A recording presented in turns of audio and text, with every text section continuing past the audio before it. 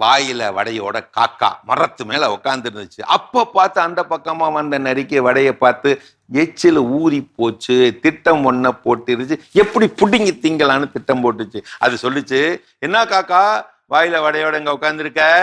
ஏன் என்னவா? அட உனக்கு தெரியாதா?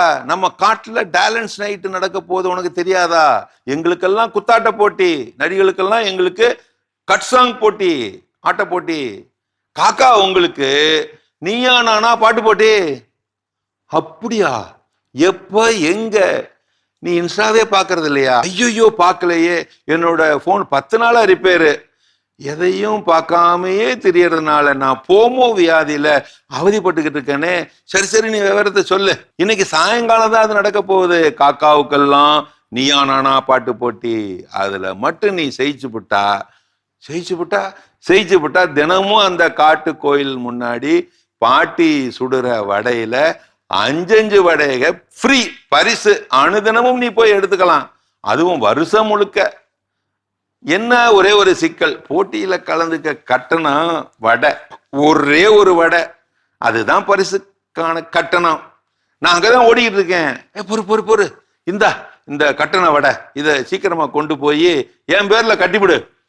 ஐயோ நான் அவசரமா ஓடிக்கிட்டு இருக்கேனே. சரி சரி கொடு, உன்னோட அந்த கட்டண வடையை நான் போய் கட்டிக்கிறேன்.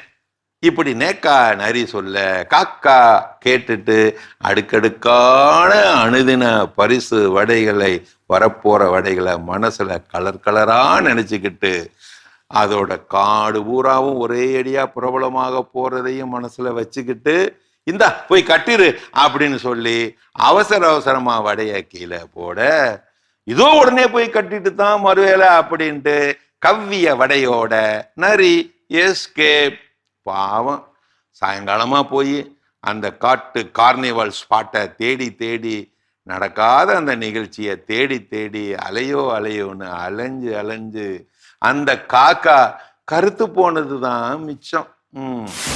இந்த கதை கக்குகிற கருத்து என்னவென்றால், ஒரே நாளிலே பிரபலமாகணும்னு ஆசைப்பட்டா ஒரே அடியா ஏமாந்துருவ, இருக்கிற சொத்தையும் இழந்துருவ.